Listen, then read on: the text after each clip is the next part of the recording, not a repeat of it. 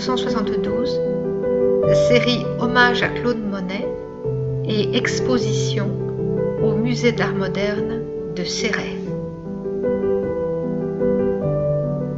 Soutenue par Marie-Thérèse Pinto, sa voisine sculpteur du 37 HB, qui lui permet de montrer son travail au Salon de Mai à Paris où elle expose elle-même, Grattalou présente la suite d'un hommage à Claude Monet à travers la série des Nymphéas.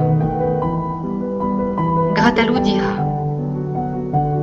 j'ai voulu retrouver le dessin englouti de Claude Monet en calquant sur un papier et les traditionnels Nymphéas. Je les découpais et on faisait un frottage. J'obtenais ainsi le dessin. Donc, je ne m'occupais plus que de la couleur.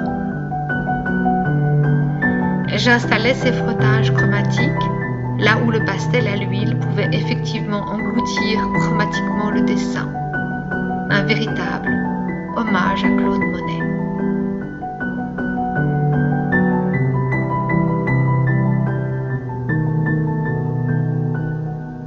En juin de la même année, Grattalou participe à une grande exposition collective organisée par Jean Clair, rédacteur en chef de la revue L'Art Vivant, au Musée d'Art Moderne de Céret, intitulée Impact 2. Principal musée d'art des Pyrénées-Orientales, créé par Pierre Brun et Franck Berti à Villande en 1950, le musée de Céret assure depuis une quinzaine d'années un travail de relecture de l'art de la première moitié du XXe siècle à travers les artistes majeurs qui ont séjourné dans cette ville mythique entre 1910 et 1940.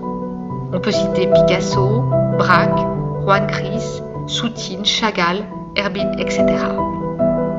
40 années plus tard, le musée décide d'assurer cette même relecture à travers les artistes des années 1960-1970 qui ont participé à l'ouverture de nouvelles voies artistiques, lesquelles ont débouché sur un renouveau de l'art.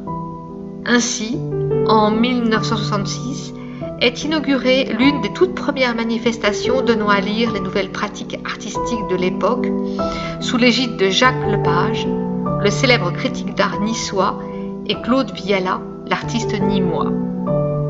L'exposition Impact 1 réunissait des artistes de la Catalogne, de la région niçoise et de Paris, parmi lesquels Antoni Miralda, Juan Rabascal, Armand, Ben, Viala, Bernard Venet et bien d'autres.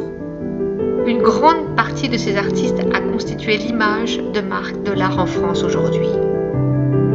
Entre 1969 et 1972, le mouvement support surface occupe le devant de la scène artistique en France et s'applique à déconstruire la peinture, à réfléchir sur de nouvelles propositions plastiques et notamment à désacraliser l'institution sous toutes ses formes en proposant de mettre l'art à portée de tous. C'est dans cette ambiance de grande ouverture aux nouvelles idées et pratiques que s'organise l'exposition Impact 2 en 1972 sur le même principe qu'Impact 1 organisé au même endroit l'année précédente.